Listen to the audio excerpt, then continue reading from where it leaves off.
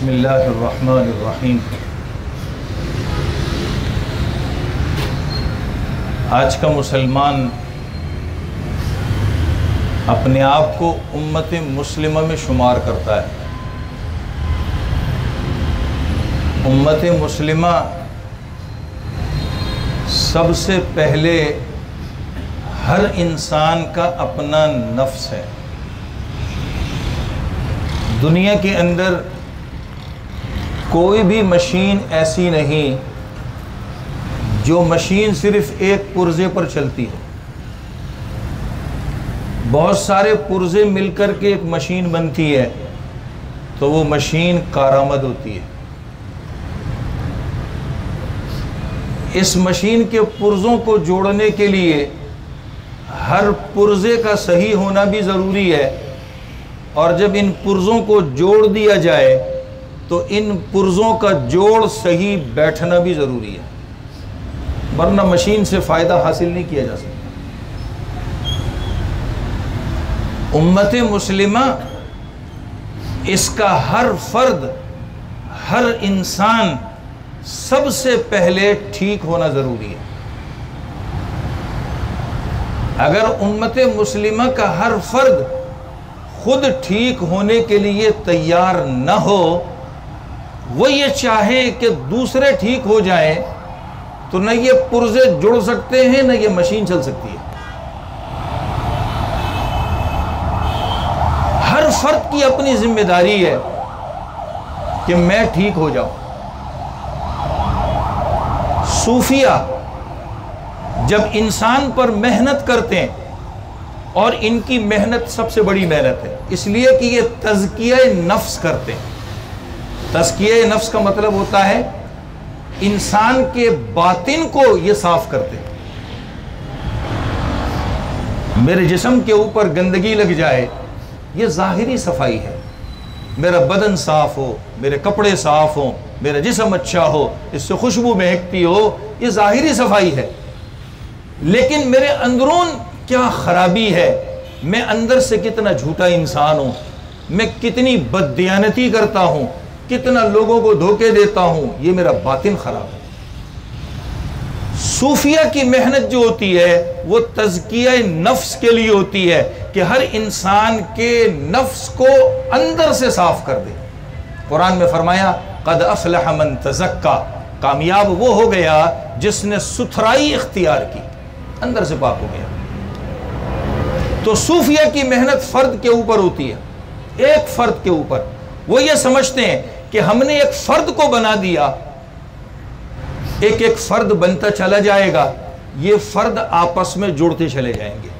یہ مشین کے پرزوں کی طرح ہے، ایک ایک پرزہ ہم ٹھیک ٹھیک لیتے رہیں گے، جوڑتے چلے جائیں گے، یہ جڑتے چلے جائیں گے۔ تو سب سے پہلی چیز امت مسلمہ، یہ ہر انسان کا اپنا نفس ہے۔ ہر فرد اس کو یہ فکر ہو کہ میں اپنی ذات کے اعتبار سے سب سے اچھا ہوں۔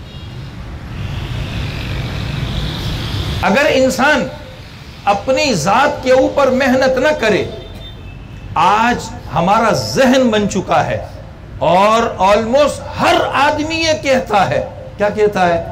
یہ ٹھیک ہو جائے، یہ ٹھیک ہو جائے، یہ ٹھیک ہو جائے۔ یہ کب ٹھیک ہوگا؟ خود۔ یہ بہت بڑی خرابی ہے۔ میں اس سے ایک سیڑھی اوپر چڑھتا ہوں۔ امت مسلمہ پہلے فرد ہے۔ یہ اب ہر فرد اگر ہر اکائی یہ سوچ لے، تصور کر لے کہ میں نے ٹھیک ہونا ہے، یہ اکائیاں مل کر کے ایک خاندان بنتا ہے، ایک گھرانہ بنتا ہے۔ قرآن کا حکم ہم دیکھتے ہیں، جہاں قرآن یہ کہتا ہے کہ اپنے آپ کو صاف کرو، ستھرا کرو، تو قرآن یہ بھی کہتا ہے، پارہ 16 وَأْمُرْ أَهْلَكَ بِالصَّلَاةِ وَاسْتَبِرْ عَلَيْهَا لَا نَسْأَلُكَ رِزْقًا، اپنے گھر والوں کو نماز کا حکم کرو۔ اور یہ بہت مشکل کام ہے، بہت مشکل کام ہے۔ میں نہیں کہتا، جو آیت پڑھی ہے اسی کے حوالے سے بول رہا ہوں۔ قرآن نے پہلے کہا وَأْمُرْ أَهْلَكَ بِالصَّلَاةِ، اپنے اہل خانہ کو نماز کا حکم کرو، ان کو بولو نماز پڑھو۔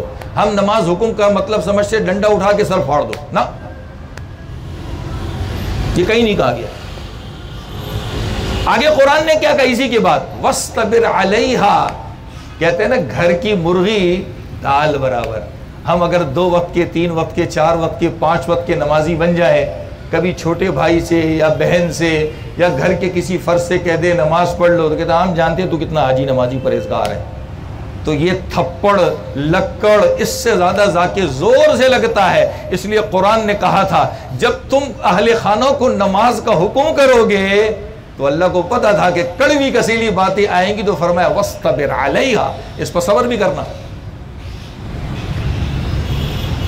اس پر صبر بھی کرنا. تکلیفیں ضرور آئیں گے.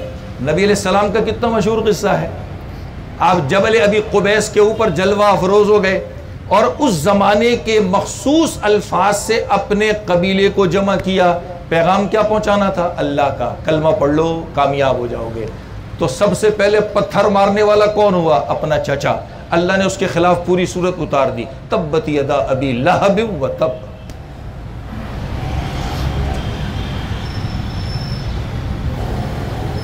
انسان ہر فرد ہر اکائی اپنے آپ کو سدھارے.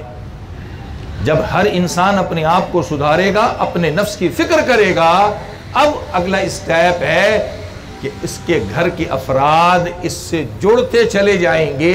ان کے سامنے جب یہ بات آتی رہے گی. اس لیے میں اکثر ایک بات کہتا ہوں, گھر میں خود نماز پڑھنا شروع کر دو, بچے خود آپ کو دیکھ کے نماز پڑھنا شروع کر دیں گے. نبی نے کیا فرمایا؟ اپنے گھروں کو قبرستان نہ بناؤ, اس میں نماز پڑھا کرو. کیا مطلب ہے اس کا؟ یہ تبلیغ ہے کہ گھر والوں کے سامنے کرنا شروع کر دو, ہمیں دیکھ کر کے وہ بھی کرنا شروع کریں گے. ہم نے تبلیغ کا ایک ہی طریقہ سمجھا ہے, کیا؟ زبان چلاؤ بس. نا نا نا نا نا نا نا. نبی کی سب سے بڑی تبلیغ آپ کا عمل تھا. کتنے بڑے بڑے کافر سردار آپ کے عمل کو دیکھ کر مسلمان ہوئے, آپ کے زبان کلمہ پڑھانے سے مسلمان نہیں ہوئے. بخاری میں حضرت اسال کا قصہ موجود ہے. 3 دن تک نبی کو دیکھا کیا کرتے ہیں, تیسرے دن جا کے مسلمان ہوئے, اور خود کہا میں دیکھنا چاہتا تھا جو آپ کہتے ہیں وہ کرتے بھی ہیں کہ نہیں کرتے. اس کی بہت بڑی کمی ہے. ہم نے تبلیغ کا ایک ہی مطلب سمجھا ہے, بس زبان چلاؤ زبان چلاؤ, اور خود عمل سے صفر ہو جاؤ. ہمارے گھر تلاوت قرآن سے خالی ہو گئے. ہم نے اپنے گھروں میں گناہوں سے اندھیرا بھر لیا. نبی نے فرمایا گھروں میں تلاوت کیا کرو, اس سے تمہارے گھر منور ہوں گے, روشن ہوں گے. پہلا اکائی ہے, ہر آدمی خود یہ سوچے میں نے ٹھیک ہونا ہے. جب خود ٹھیک ہونا شروع ہوگا تو پھر خاندان گھرانہ ٹھیک ہوتا ہے, اس کے بغیر ٹھیک نہیں ہوتے. آج ہماری محنت کا محور دوسرے ہیں, اپنے آپ کو بھول جاتے ہیں. نبی کی تعلیم, قرآن کی تعلیم سے معلوم ہوتا ہے پہلے عمل پہ آؤ, دوسروں کو حکم کرو تو وہ بھی عمل پہ آئیں گے. اب جب گھرانہ بنے گا, خاندان بنے گا, ایک اور سٹیپ اوپر جاتے ہیں. ہمارے ساتھ معاشرہ ہے, پڑوسی ہیں, محلے دار ہیں, اور دوسرے لوگ ہیں, بہت سے لوگ ہیں. یہ جو معاشرت کی زندگی ہے, جو ہم مل جل کر کے رہتے ہیں, اس کے بڑے حقوق ہیں. میں ایک بات 2 لفظوں میں سمجھانا چاہتا ہوں, اللہ کرے مجھ سمیت ہر ایک کو سمجھ میں آ جائے. پہلے دین اور دیانت ایک سمجھا جاتا تھا. دین کا مطلب یہ ہماری نماز, روزہ, زکوٰۃ, یہ جتنی چیزیں ہیں یہ دین ہے. اور دیانت کیا ہے؟ میں اپنے اعمال کا ستھرا اور صاف ہوں, کھرا انسان ہوں, کھرا کھرا کھرا, اس کو دیانت کہتے ہیں. تو پہلے دین دیانت ایک سمجھا جاتا تھا. دین دیانت ایک سمجھا جاتا تھا, ایک ہی چیز ہے. ان 2 میں سے جو بھی لفظ بولتے تھے سمجھ جاتے تھے کہ یہ کھرے لوگ ہیں, سچے لوگ ہیں, پکے لوگ ہیں. آج دین الگ ہے, دیانت الگ ہے. ناراض مت ہونا, بڑا سخت جملہ کہنے جا رہا ہوں. نمازیں پڑھ پڑھ کے میں نے پیشانی کالی کر لی ہے, بڑے لمبے لمبے کرتے جبے شبے میں نے پہن لی ہیں, سر کے اوپر ٹوپیاں امام سجا لیے، ہاتھوں میں تسبیحاں گھما رہا ہوں، اللہ کی قسم لوگوں کے معاملات کے اندر پرلے درجے کا بے ایمان انسان۔ آج میں نے دین کو دیانت سے الگ کر دیا۔ پہلے دین دیانت ایک سمجھا جاتا تھا، آج دین الگ ہے، دیانت الگ ہے۔ میری نماز میرے ساتھ ہے، میرا قرآن میرے ساتھ ہے، میری تسبیح میرے ساتھ ہے، میں اعمال کا سچا پکا کھڑا کتنا ہوں۔ آج ورلڈ ریکارڈ ہمیں بتائے گا کہ مسلمان کی کرپشن دنیا کے اندر کتنی اچھالی جاتی ہے۔ عجیب بات میں آپ کو کہنے جا رہا ہوں، ورلڈ ریکارڈ کی بات۔ سود غیروں نے شروع کیا، پوری دنیا میں سود پھیلا دیا، ہر جگہ سود سود سود سود، حرام حرام حرام حرام، سب جگہ پھیلا دیا۔ آج وہ اتنے بدنام نہیں جتنا ایک مسلم اپنے اسلامی حلیے کے اندر رہ کر کرپشن کے اندر بدنام ہے۔ کیا وجہ ہے؟ کیا وجہ ہے؟ نبی نے فرمایا تھا مجھے اپنی امت پر اس چیز کا غم نہیں ہے کہ یہ بھوکے پیاسے مریں گے۔ نبی کی بات تو جھوٹی نہیں ہو سکتی نا، اس لیے آج جو آپ کے سامنے بولے نا میرے گھر میں فاقہ ہے، کچھ نہیں ہے، کاروبار نہیں ہے، بزنس نہیں ہے، یہ نہیں ہے، وہ نہیں ہے، سمجھ جاؤ جھوٹ بولتا ہے۔ نبی کی بات تو غلط نہیں ہو سکتی نا۔ نبی نے کیا فرمایا تھا؟ میں تمہارے اوپر فقر و فاقہ سے نہیں ڈرتا، نا نا نا نا نا نا نا، اس کا مجھے خوف نہیں ہے، تمہارے اوپر مجھے خوف اس بات کا ہے یہ دنیا تمہارے پاس آئے گی، تم دنیا کے اندر گھس جاؤ گے اور خراب ہو جاؤ گے۔ آج ایسا ہی ہے۔ یہ میں نے 3 اسٹیپ بیان کیے، ایک انسان کا ہر نفس ہے، اس کا فرد ہے، دوسرا گھرانہ ہے، اور تیسرا معاشرہ ہے، جن کے حقوق ہمارے اوپر ہیں۔ جہاں ہم دین کے اندر ہیں وہاں دیانت میں بھی کھڑے ہو جاؤ، معاملات کے کھڑے پکے سچے بن جاؤ، روپے پیسے کی خاطر اپنے ایمان کا سودا نہ کرو۔ یہ جو حال حلیہ اوڑا ہے نا، حال حلیہ، خدا کے واسطے ہمیں اس کی لاج رکھنی ہے، لاج۔ مجھے اتفاقی ایک قصہ یاد آ رہا ہے، بہت عرصے پہلے میں نے کتاب میں پڑھا تھا۔ ایک آدمی ایک بادشاہ کے پاس بھیک مانگنے کے لیے آیا، بادشاہ نے دینے سے انکار کر دیا، میں نہیں دیتا۔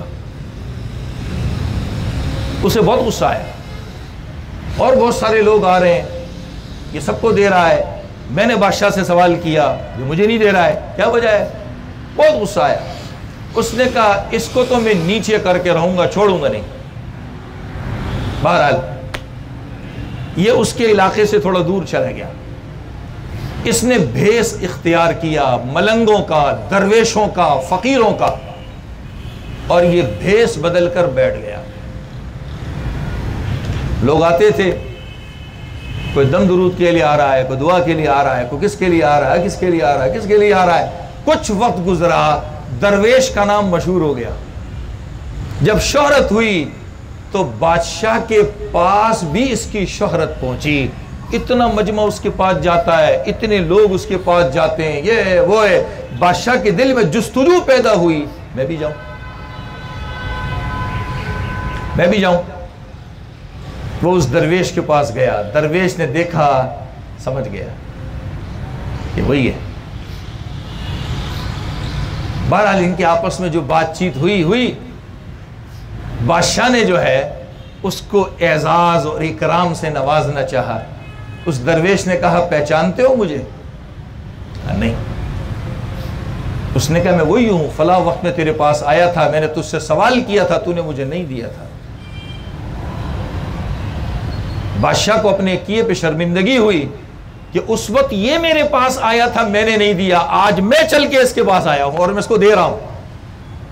اس نے کہا میرا نذرانہ قبول کرو۔ کہا نہیں، اب مجھے تیرے پیسوں کی ضرورت نہیں۔ کہا کیوں؟ یہ جو لباس میں نے پہنا ہے نا، اس لباس کے اوپر مجھے اب حیا آتی ہے کہ تیرا پیسہ میں لوں۔ یہ درویشوں کا لباس ہے۔ درویش خدا سے مانگتا ہے، دنیا کے بادشاہوں سے نہیں مانگتا۔ درویش خدا کا دیا قبول کرتا ہے، دنیا کے بادشاہوں کا قبول نہیں کرتا۔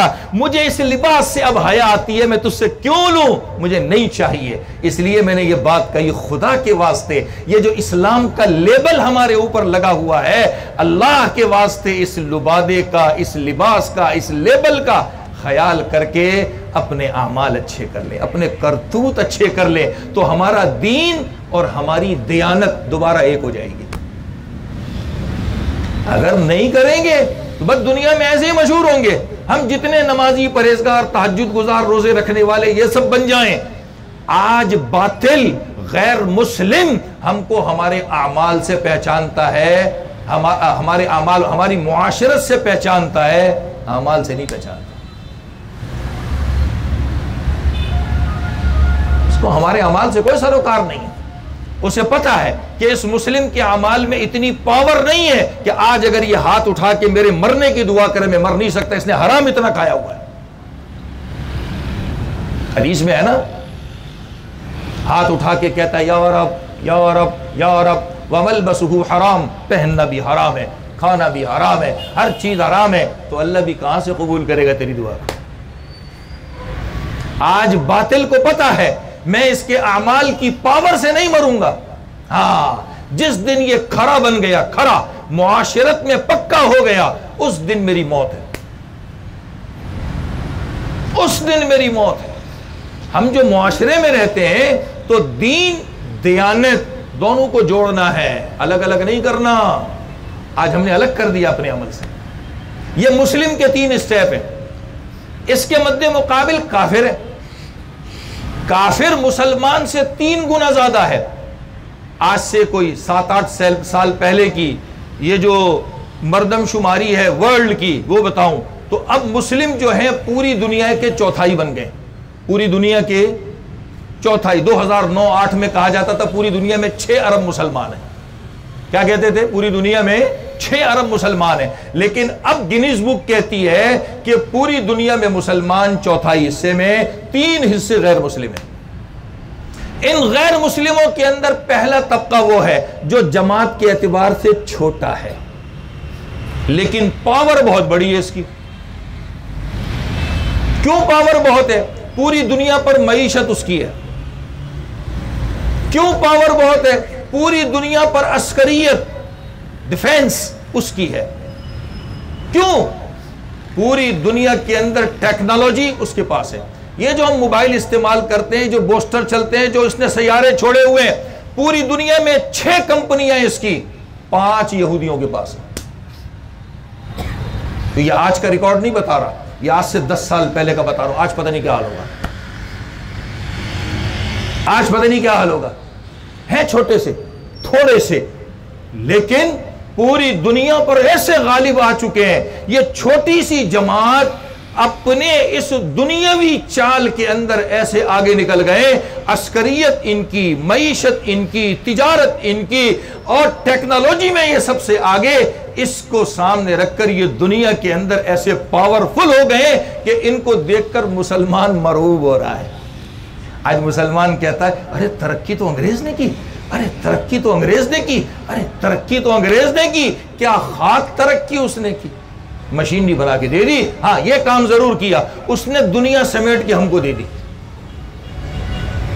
اس نے دنیا سمیٹ کر ہم کو دے دی، مختصر کر دی دنیا۔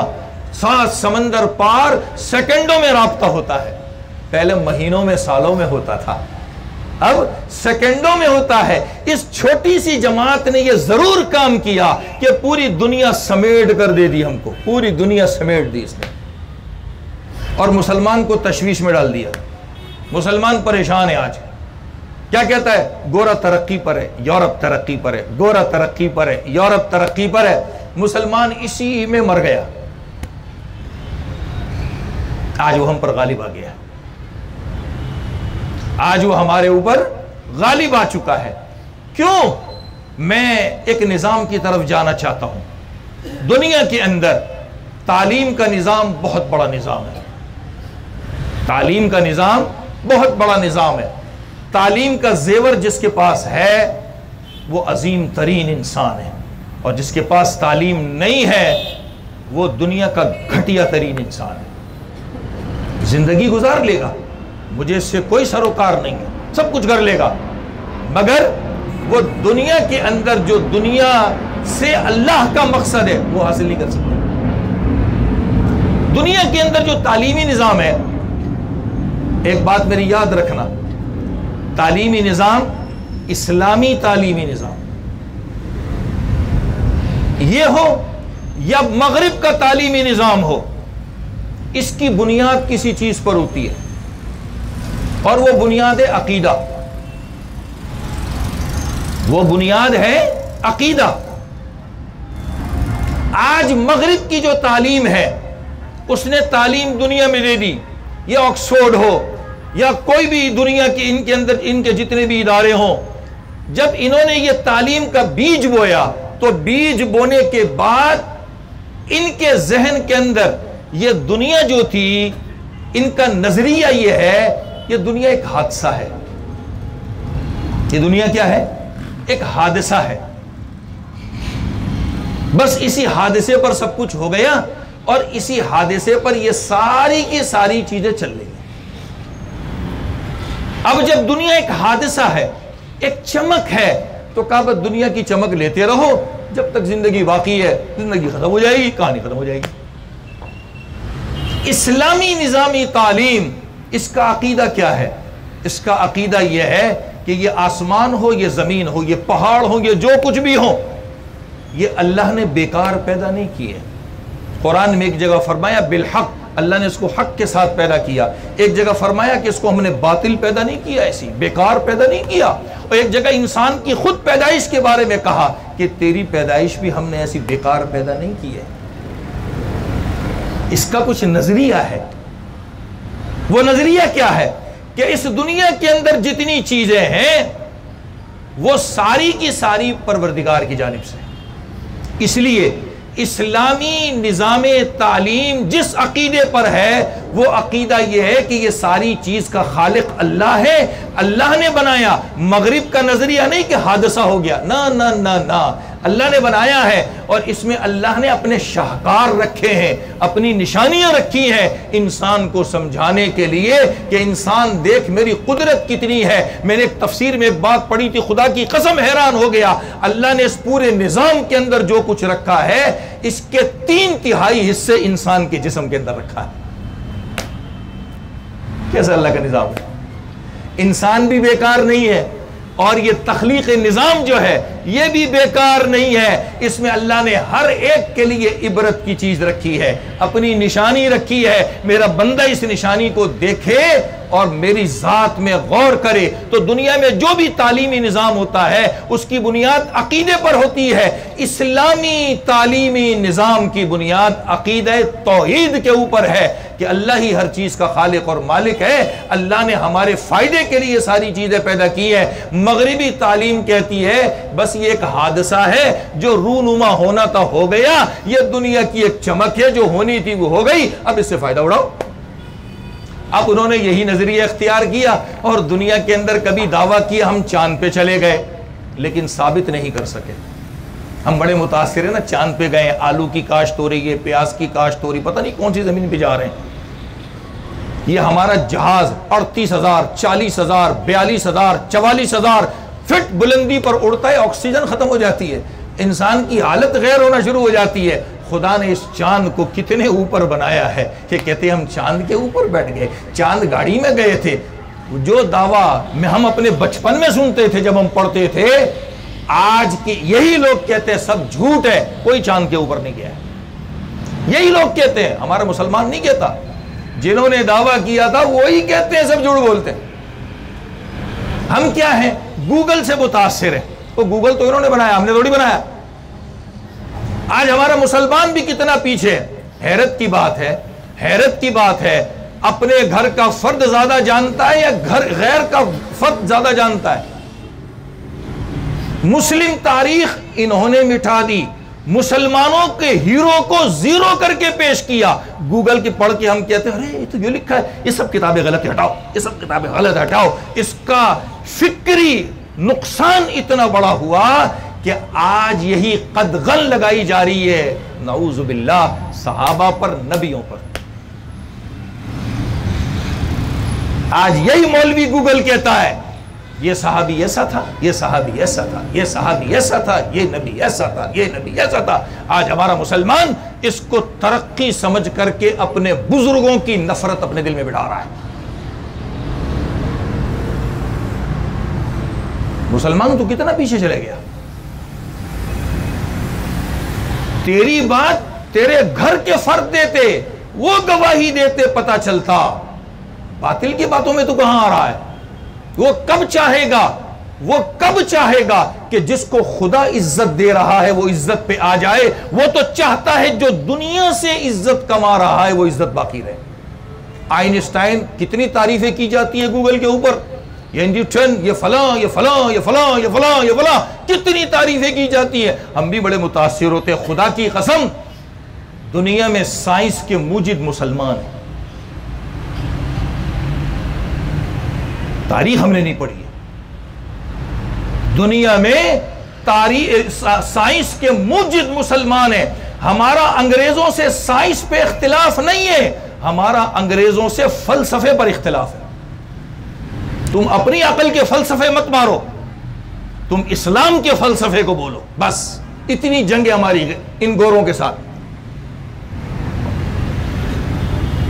آج ہمارا مسلمان اس کو سمجھنے کے لیے تیار نہیں ہے. اگر یہ غیر کافر سائنس کے کرشمے کر رہے ہیں، میرے خدا نے 1400 سال پہلے قرآن میں اس کے اشارے دے دیے. آج یہ عملی دکھا رہے ہیں. ہم تو خوش ہیں. تمہارے سائنسی کارناموں کو ہم سر آنکھوں پر رکھیں گے، تمہاری تعریف کریں گے، لیکن تمہارا فلسفہ ہم کو قبول نہیں ہے. میں نے ایک مثال دے دی. ان کا تعلیمی نظام اس کی بنیاد کس پر ہے؟ یہ دنیا ایک حادثہ ہے، ہو گیا بس. مسلمان کیا کہتا ہے؟ نہیں، یہ خدا کا شاہکار ہے، یہ خدا نے پیدا کیا ہے، یہ خدا نے سارے نظام کو وجود دیا ہے. اللہ ہر انسان کو کہتا ہے میری تخلیق کے اندر غور کرو، میں نے تمہارے لیے کیا کیا پیدا کیا ہے، کیا کچھ تم کو دیا ہے.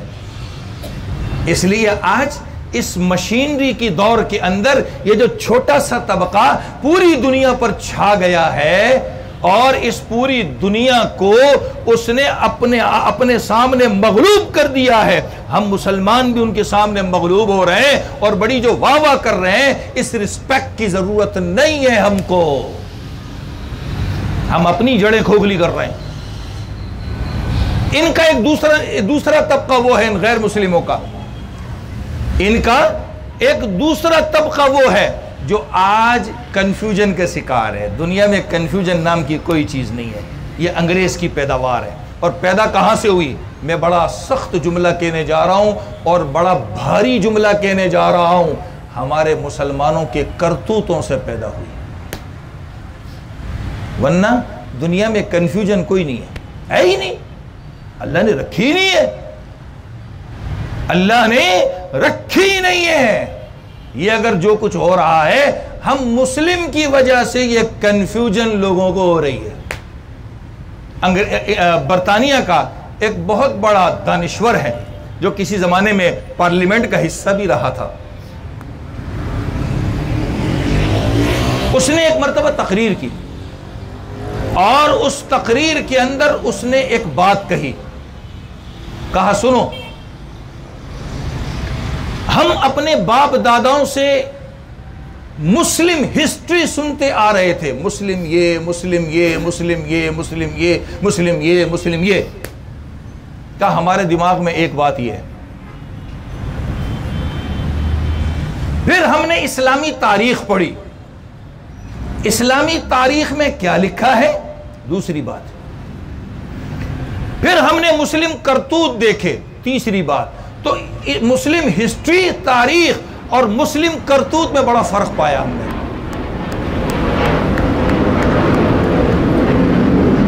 پہلی بات اس نے کیا کہی؟ ایک وہ باتیں ہیں جو ہم نے باپ دادوں سے سنی، مسلمان ایسے پاور میں، مسلمان یہ، مسلمان یہ، مسلمان اتنے اچھے ہیں، مسلمان یہ. دوسرا، ہم نے مسلم ہسٹری پڑھی جو اتنی بڑی قوم ہے، اتنی پاور والی قوم ہے کہ تھوڑے سے ہو کر کے بہت کم نقصان کے ساتھ پوری دنیا میں ایک عالمگیر نظام پیدا کر سکتے ہیں. یہ اتنی ویل پاور ان کے اندر کہاں سے آئی؟ نبی علیہ السلام نے مدنی زندگی کے اندر، جس سے کافر متاثر ہو نا وہ بتا رہا ہوں، مدنی زندگی کے اندر جو لڑائیاں لڑیں، 27 جنگوں میں تو آپ خود شریک ہوئے. آپ کے 11-10 سالہ زندگی کی جو لڑائیاں تھیں، ان لڑائیوں میں سب سے کم سرمایہ خرچ ہوا، اور کافر مسلمان دونوں ملا کے 1020 افراد جو ہے مارے گئے. میں نے 27 جنگیں تو وہ بتائی جو مشہور قول کے مطابق جس میں نبی خود شریک ہوئے، 27 میں. باقی جن صحابہ کو بھیجا وہ جنگیں الگ ہیں. سب کو ملا کر جو نبی کے دور تک جب نبی نے انقلاب دنیا میں برپا کیا، 1050 افراد کا نقصان ہوا، جس میں مسلم بھی تھے، غیر مسلم بھی تھے. اور سرمایہ اس انقلاب کے اندر سب سے تھوڑا لگا. تو انہوں نے ہسٹری بھی ایسی لکھی. تو اس نے کیا کہا اس دانشور نے؟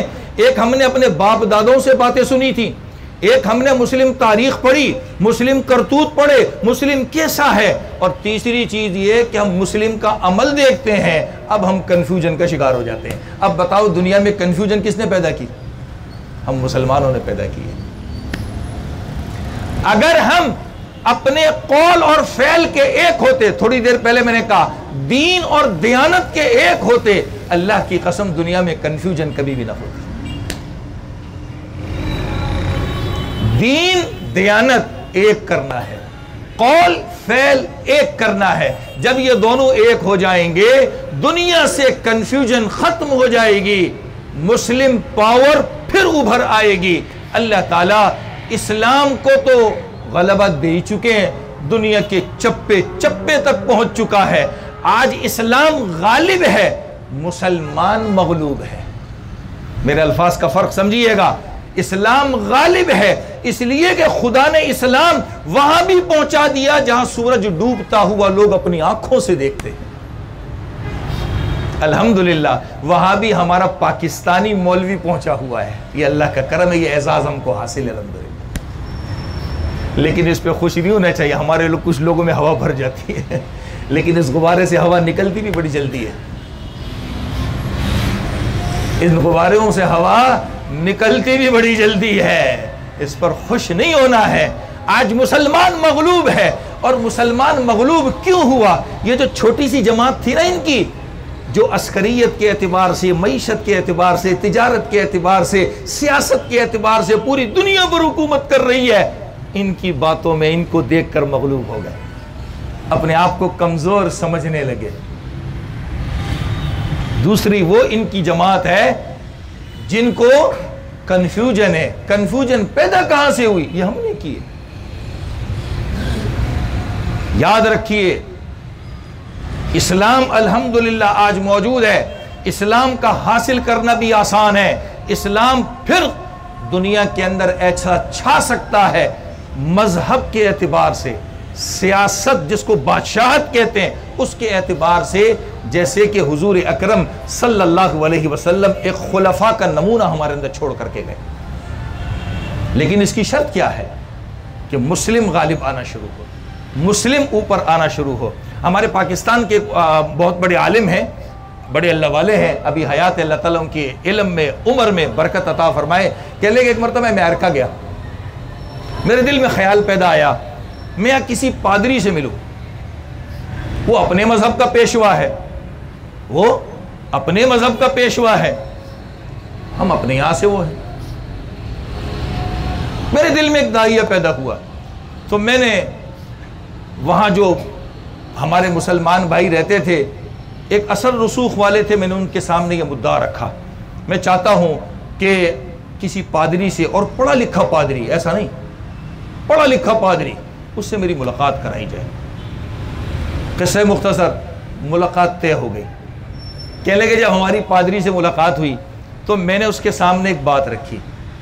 کہا بات یہ رکھی کہ آج جس ملک کے اندر ہم ابھی بیٹھے ہیں، وہی مغربی ممالک، عریانیت، ننگا، فحاشیت، زنا، سود، یہ بہت عام ہے. آپ اسے کیسا سمجھتے ہیں؟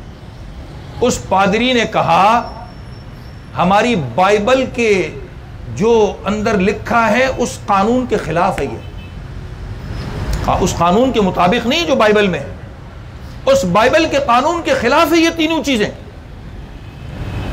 تو وہ کہنے لگے، میں نے اس پادری سے دوسرا سوال کیا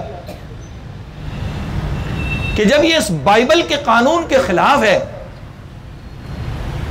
تو پھر اس کے لیے مملکت کوئی قانون کیوں نہیں بناتی کہ اس کو غلط کہے کہ بھائی ہماری مذہب کی کتاب کے خلاف ہے، تو اب ہماری بادشاہت جو سیاست ہے، جو جمہوریت وہاں پر ہے، اس کے بھی قانون میں آ جانا چاہیے، اور اس قانون کے مطابق بھی یہ تینوں چیزیں کیا ہو جانی چاہیے، خراب کہنی چاہیے، قانون کے خلاف کہنا چاہیے، اس پر پابندی لگنی چاہیے۔ تو پادری نے کہا کہ یہ یہاں ممکن نہیں۔ تو وہ کہنے لگے، میں نے اس سے تیسرا سوال کیا، اور وہ سوال یہ کیا کہ پھر یہ دنیا سے یہ تینوں غلط چیزیں ختم کیسے ہوں گی؟ یہ سننے کی بات ہے، خدا کی قسم جب میں نے پڑھا میں ہل گیا۔ یہ 2009 یا 8 کا قصہ بتا رہا ہوں، ابھی کا نہیں ہے، 2009 یا 8 کا قصہ، یہ اس وقت کی گفتگو سنا رہا ہوں آپ کو، ابھی کی نہیں ہے۔ میں نے تیسرا سوال کیا کہ پھر یہ دنیا سے ختم کیسے ہوگی، اس کے ختم کا طریقہ کیا ہے؟ تو اس پادری نے ہماری طرف دیکھ کے کہا کہ تم لوگ ختم کر سکتے ہو، ہم ختم نہیں کر سکتے۔ کتنی بڑی بات کہی ایک پادری نے۔ عیسائی ہے، عیسائی ہے، عیسائی ہے، عیسائی۔ کیا کہنے لگا؟ اس نے ہاتھ اٹھا لیے، کہا یہ تم لوگ ختم کر سکتے ہو، یہ ہمارے بس کی بات نہیں۔ اس لیے میں نے کہا اسلام تو الحمدللہ ہر جگہ ہے، مسلمان کے غالب ہونے کی ضرورت ہے۔ لندن کے اندر ایک بہت بڑا اسکالر ہے، ابھی پتہ نہیں زندہ ہے کہ نہیں زندہ، یہ اس کا قصہ میں 2011 کا سنا رہا ہوں، ابھی کا نہیں، 2011 کا، ابھی مجھے معلوم نہیں، پتہ نہیں زندہ ہے مر گیا کیا ہے۔ رومن نام ہے اس کا، رومن، بہت بڑا اسکالر ہے، پڑھا لکھا ہے، بہت بڑا۔ آج بھی آپ کہیں گے یہ اللہ رسول کی باتیں کم کر رہا ہے، انگریزوں، ہم بھی انگریزوں سے متاثر بہت ہیں نا، مسئلہ سب سے بڑا ہے، انگریز کے نام سنتے ہی بہت آگے چلے جاتے ہیں، تو ان کی حقیقت آج کھول دوں کیسے لوگ ہیں یہ لوگ۔ اس رومن نے ایک مرتبہ تقریر کی، اور بڑی عجیب تقریر کی۔ میں اس تقریر کے 1-2 جملے صرف آپ کو سنا رہا ہوں۔ اس نے اپنی تقریر کے اندر کہا، جہاں عیسائی لوگ، بڑے بڑے پادری، بڑے بڑے وزیر، بڑے بڑے لوگ بیٹھے تھے، اس نے کہا سنو، ہم جس ملک کے اندر رہتے ہیں یہاں کا قانون ہمارا قانون ہے، جمہوریت ہے، ہم نے جو قانون بنایا ہے وہی چل رہا ہے، اس قانون کے اندر تھوڑی سی گنجائش پیدا کرنی ہے۔ غور سے سننا، بڑی عجیب بات کہی اس رومن نے۔ وہ گنجائش یہ پیدا کرنی ہے کہ ہمارے ملک کے اندر مسلمان بھی رہتے ہیں، ہمارے قانون میں جتنے بھی قانون ہمارے بنائے گئے مملکت کے لیے، وہ مسلمان کی مسلم زندگی سے میچ نہیں کرتے، ان کے اسلام کے خلاف ہیں۔ وہ ہماری کنٹری میں رہتے ہیں، ہمارے ملک کے باشندے ہیں، ہم نے انہیں یہاں پر قبول کیا ہے، تو ہمارے قانون کے اندر گنجائش ہونی چاہیے کہ ان کے جو معاملات ہیں، جب ان کے کیسز ہماری عدالتوں میں آئے تو ان کا فیصلہ ہم اپنے قوانین سے نہ کریں، بلکہ ان کے جو اسلامی قوانین ہیں وہ ہمارے قانون کا حصہ بن جائے۔ ایک آخری شق ہو، ان کا جب فیصلہ آئے تو ان کے قوانین سے کیا جائے، اور ہمارے لوگوں کا معاملہ آئے تو ہمارے قوانین سے کیا جائے۔ کیسی عجیب بات کہی اس نے۔ آج تو بیٹے کے دل میں باپ کی گنجائش نہیں ہے، باپ کے دل میں بیٹے کی گنجائش نہیں ہے، بھائی کے دل میں بھائی کی نہیں ہے، ارے انسان کے دل میں انسان کی گنجائش نہیں۔ رومن کہتا ہے اس کنٹری کے اندر جہاں تم مسلم کو اقلیت میں شمار کرتے ہو تو ان کے قوانین کو اپنے قوانین میں حصہ دو، تاکہ ان کے فیصلے آئیں تو ہم ان کے قانون کے مطابق ہی فیصلے کریں، ان کے فیصلے ہم اپنے قانون سے کیوں کریں؟ تو وہاں کا جو وزیر قانون تھا اس نے اس کو بٹھا دیا کہ بیٹھ جا، یہ نہیں ہو سکتا، مشکل کام ہے۔ لیکن بات تو ختم ہو گئی، محفل ختم ہو گئی. جب محفل ختم ہوئی تو ختم ہونے کے بعد چند دنوں میں پادریوں نے ایک اجلاس کیا. پادریوں نے بیٹھ کر ایک اجلاس کیا اور اس میں رومن کی اس بات کا تذکرہ کیا کہ رومن نے جو بات کہی اس بات کو لینا چاہیے, سوچنا چاہیے. کیا کہہ رہا ہے؟ ان پادریوں نے کہا رومن کو بلاؤ. بلایا گیا اور اس سے کہا تو کیا کہنا چاہتا ہے, ہمیں آج کھل کر کے بتا. اس نے ساری بات بتائی جو میں نے دہرا دی آپ کے سامنے. تو پادری بھی سوچنے پر مجبور ہو گئے. پادری بھی سوچنے پر مجبور ہو گئے کہ بات تو کچھ ہے.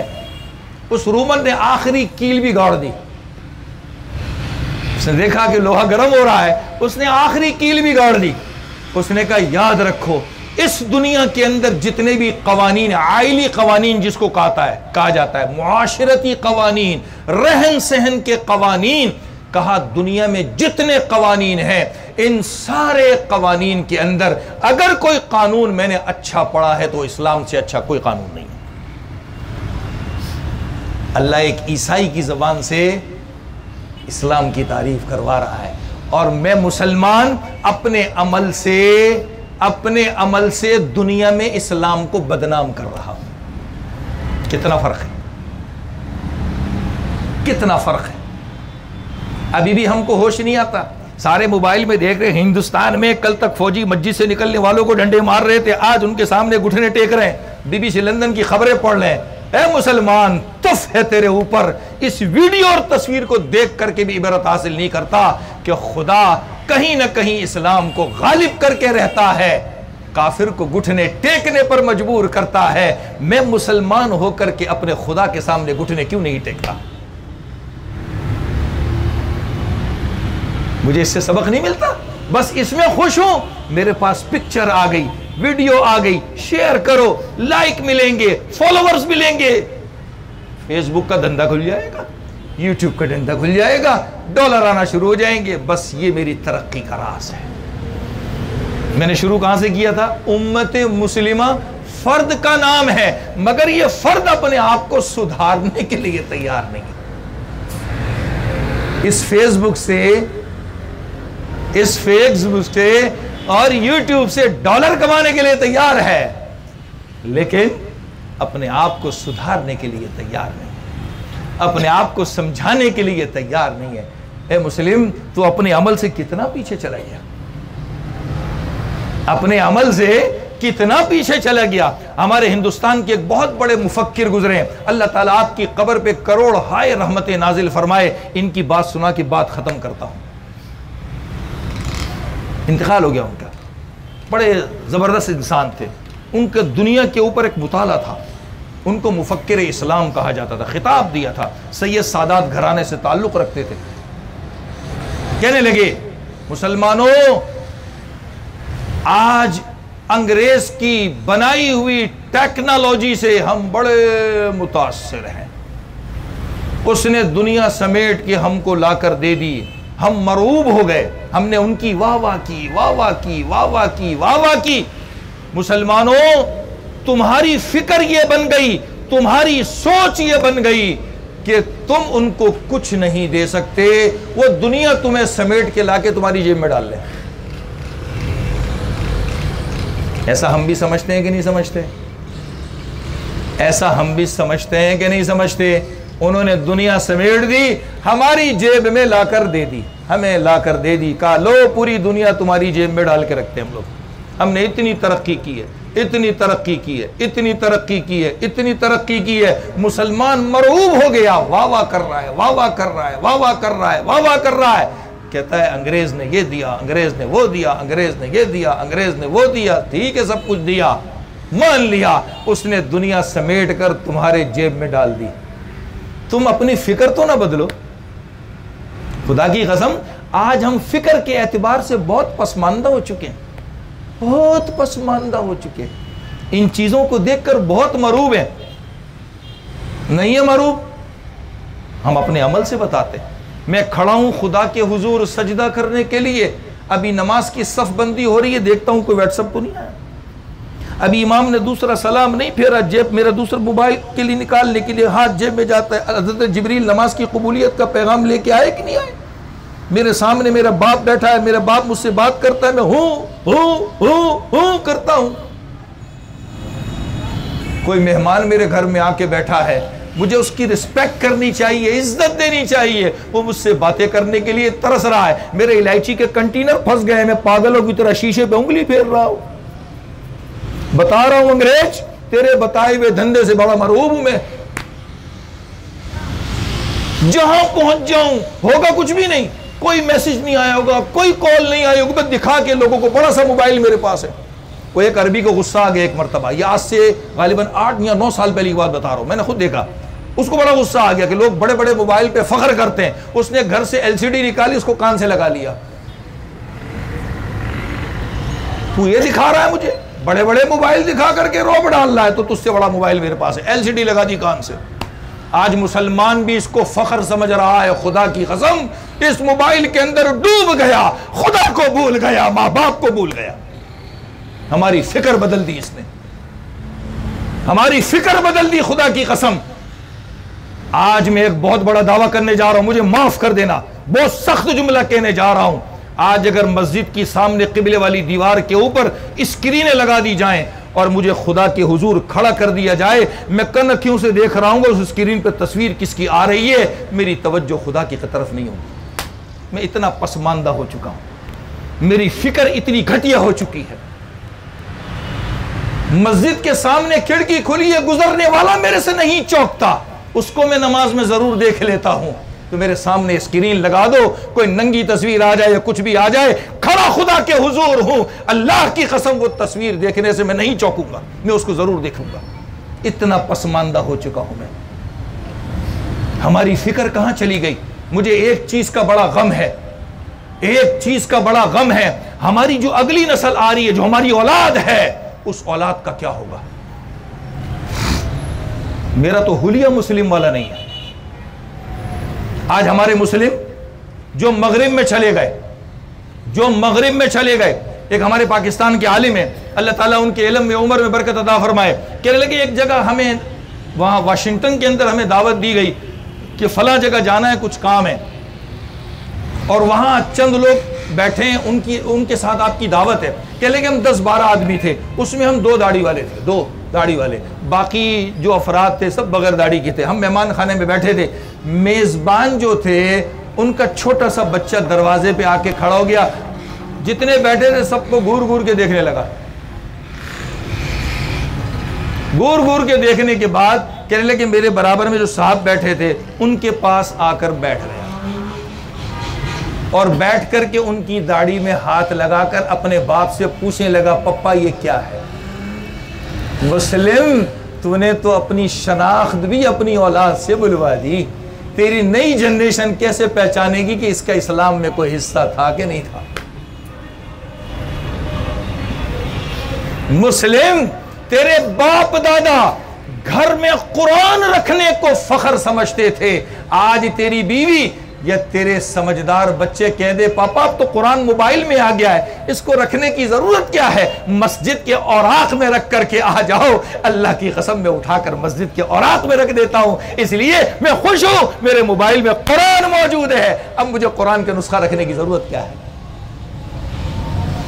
تو اپنے باپ دادوں کی نشانیوں کو مٹاتا جا رہا ہے۔ فکری بات، فکر فکر فکر، کیا جدت کے اندر ہم پڑ گئے۔ یہی حال ہمارے ہندوستان کے اندر تھا، ایک دیہات والے بیچارے جاہل تھے، گنوار تھے، ان کے باپ دادا جب قرآن کے نسخے چھوڑ کر کے گئے، جب قرآن کے نسخے چھوڑ کر کے گھروں میں گئے، ان کی نئی نسل جب آئی، انہوں نے دیکھا گھر میں ایک بڑی چیز کپڑے میں لپیٹی ہوئی رکھی ہے، کیا چیز ہے؟ اس لیے کہ ان کا رہن سہن تو ہندوؤں کے ساتھ تھا، جو گائے کے پجاری تھے، ان کے گوبر اور پیشاب کے پجاری تھے، ان کے ساتھ رہ کر ان کی جیسی چیزیں کر رہے تھے، نام کے مسلمان تھے، لیکن گھر میں دیکھتے تھے کہ کپڑے میں کوئی لپٹی ہوئی چیز موجود ہے، کہا یہ کوئی ہمارے باپ دادوں نے رکھی ہے، وہی بہت متبرک چیز ہوگی، تو کہا یہ جو ہمارے ساتھ ہمارے گاؤں میں رہتے ہیں یہ بھی گائے کے گوبر کو بڑے تبرک سے دیکھتے ہیں، پیشاب کو تبرک سے دیکھتے ہیں، گائے کو انہوں نے بھی گوبر لیا اور اس قرآن کو گوبر لیپ دیا۔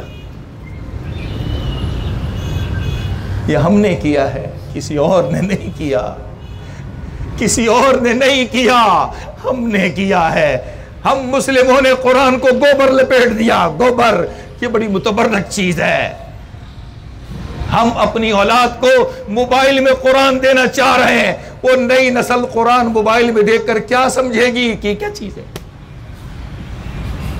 وہ کیا چیز ہے؟ آج ہمیں اپنے گھر میں اللہ کی قسم کبھی جہیز میں قرآن آتا ہے، کبھی کوئی رشتہ دار دے جاتا ہے، کبھی حج پہ جاتے ہیں وہاں سے مملکت سعودیہ دے دیتی ہے، ہمیں ہمارے گھر والے کہتے ہیں مسجد کے اوراق میں رکھ کے آ جاؤ۔ کیا کہتے ہیں؟ مسجد کے اوراق میں رکھ کر کے آ جاؤ۔ اللہ کی قسم بابو جی جا رہے ہوتے ہیں، قرآن اپنے گھر سے اپنے ہاتھ سے نکالنے کے لیے جا رہا ہے مسلمان۔ کیا ہے؟ فکری مار کیسے ماری ہے اس نے، فکری مار کیسے ماری ہے اس نے؟ کہا مسلم میری ٹیکنالوجی کے اندر تیرا دین سمیٹ دوں گا، تو خدا کو پڑھ رہا ہوگا، رسول کو پڑھ رہا ہوگا، لیکن میری بنائی ہوئی ننگی تصویروں کو بھی دیکھ رہا ہوگا۔ نہیں ہے، نہیں ہے۔ کسی ایک مولوی کا، اپنے مولوی کا، چاہنے والے مولوی کا بیان لگاؤ، 2 منٹ نہیں گزرتی نیچے ننگی تصویر گھوم رہی ہے، اوپر اللہ رسول کی بات ہو رہی، نیچے ننگی تصویر گھوم رہی ہے۔ ہمیں فکری طور پہ کتنا پیچھے کر دیا ہے۔ اور مروب ہو جاؤ اور اپنی نشانیاں اپنے گھروں سے نکال دو۔ مسلمانوں اپنی نسل کا سوچو، اس نسل کا کیا بنے گا؟ آج میں اپنی عبادات کے اندر سست ہوں، میری اولاد کو پتہ چلے گا کہ اسلام نے میرے اوپر یہ عبادت لاگو کی ہے، یہ عبادت میرے اسلام میں ہے، یہ عبادت میرے اسلام میں ہے، یہ قرآن۔ میرے بچے کو پتہ چلے گا موبائل میں جو ہے وہی سب کچھ ہے، میرے بچے کے ٹیبلٹ کے اندر جو کچھ ہے وہی سب کچھ ہے، اور اس لیپ ٹاپ کمپیوٹر کے اندر جو کچھ ہے وہی سب کچھ ہے۔ گھر میں جو شیشوں میں الماریوں میں چیزیں رکھی ہیں یہ بیک ورڈ لوگوں کی چیزیں ہیں، دقیانوسی ذہن کی چیزیں ہیں، ان کو گھروں سے نکالو اور متاثر ہو جاؤ۔ اپنی نئی جنریشن کا سوچو۔ آج میرا جوان بچہ جو جوانی کے دہلیز پہ قدم رکھتا ہے کہتا ہے میں انسان تب لگوں گا جب میں آدھا ننگا بن کر کے گھوموں گا۔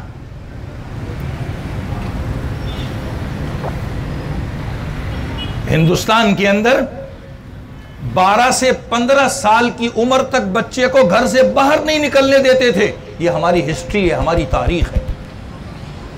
12 سے 15 14 سال تک بچے کی پرورش گھر میں کی جاتی تھی، باپ کرتا تھا، چاچا کرتا تھا، ماں کرتی تھی، دادا کرتا تھا۔ میں پرورش کی ایک چھوٹی سی چیز بتاؤں، کہا بیٹا تو جب گھر سے باہر نکلے کوئی تیری طرف میلی نظر بھی اٹھا کر کے دیکھے تو تلوار کی نوک اس کی آنکھ میں گھونپ دینا۔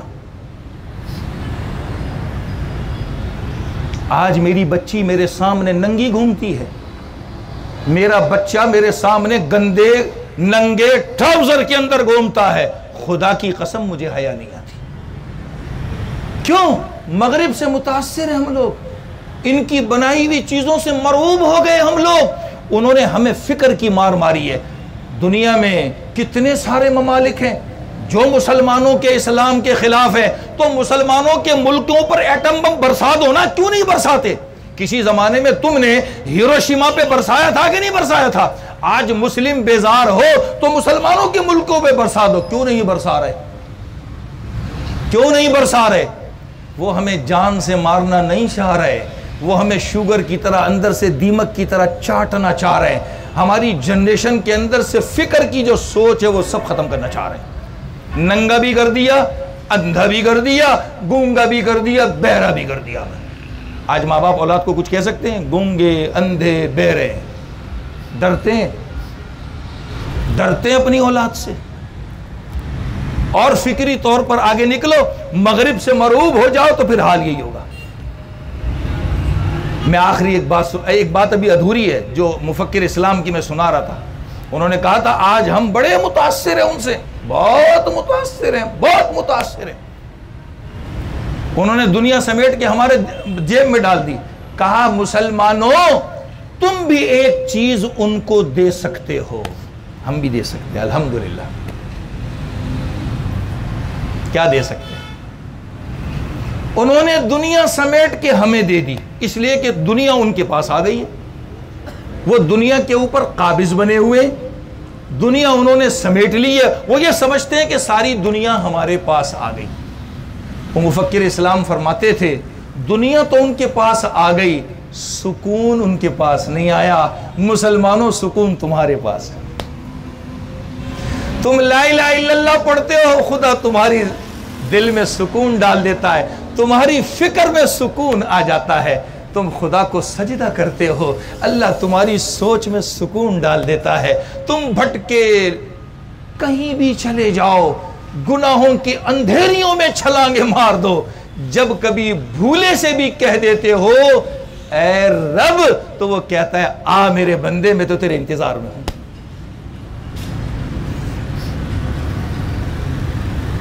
ایک حدیث میں ہے بڑھاپے کے اندر، جوانی ختم ہوگی نا، بڑھاپے کے اندر کہتا ہے بندہ اے میرے رب، تو اللہ کہتے ہیں بندے تو نے آنے میں دیر کی ہے، میں تو تیرا منتظر تھا۔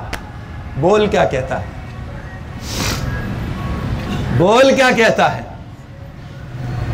تو ان مفکر اسلام نے فرمایا دنیا انہوں نے دے دی، تم سکون ان کو دے دو اور ان کو بتاؤ کہ سکون اسلام میں ہے، اور اسلام کے اعمال کر کے بتاؤ، پیچھے مت ہٹو۔ میں نے بھی بات کی تھی، دین دیانت ایک تھے، ہم نے الگ کر دیے۔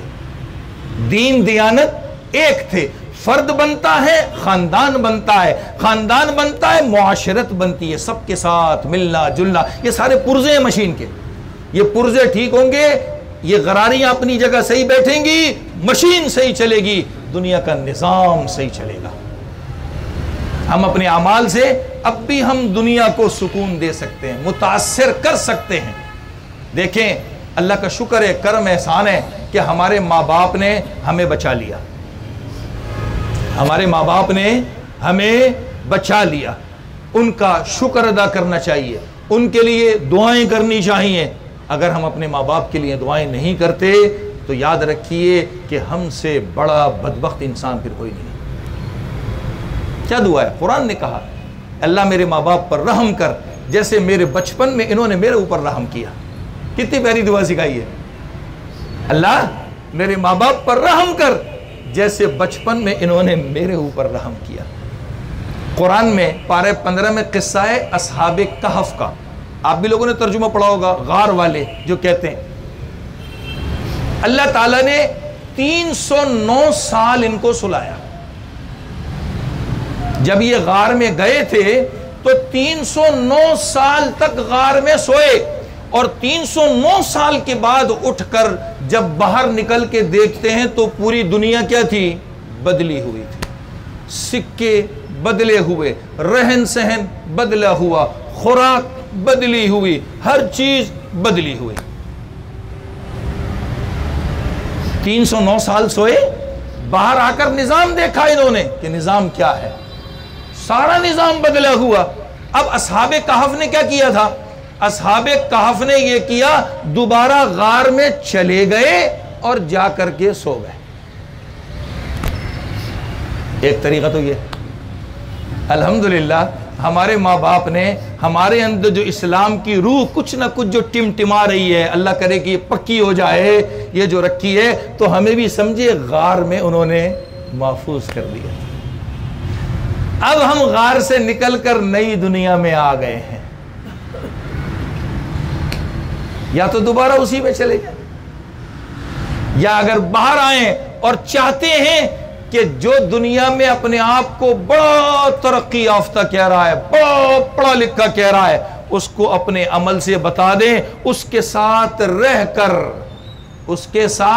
رہ کر بتا دیں کہ جس نئی دنیا کو تم متعارف کرا رہے ہو اس میں جینا ہم بھی جانتے ہیں، مگر جینے کا طریقہ ہم سے سیکھو، جینے کا طریقہ ہم سے سیکھو۔ خدا را اپنی ذات میں، اپنے گھر میں فکری سوچ بدلی ہے، اور وہ فکری سوچ کون سی رکھنی ہے؟ جو ہمارے ماں باپ نے ہمیں ورثے میں دی ہے، دین کی فکر، دین ہمارے بچے کو پتہ ہونا چاہیے، قرآن کیا ہے، اللہ کیا ہے، رسول کیا ہے، نماز کیا ہے، یہ ہمارے بچے کو پتہ ہونا چاہیے۔ اگر ہم نے اپنے بچے کو یہ نہیں بتایا تو پھر یاد رکھیے مستقبل ہمارے بچے کا، ہماری نسل کا تابناک ہے۔ اللہ تعالی ہم سب کی فکریں اسلام کے نہج کے اوپر صحیح فرما دے، ہماری سوچ بھی صحیح فرما دے، اور اسی اسلام کی سوچ اور فکر کے اوپر اپنی ذات پر بھی اور اپنے اہل خانہ کے اوپر بھی اور معاشرت کے اوپر محنت کرنے والا بنا دے۔ اللہ ہم سب کو عمل کی توفیق نصیب فرما دے۔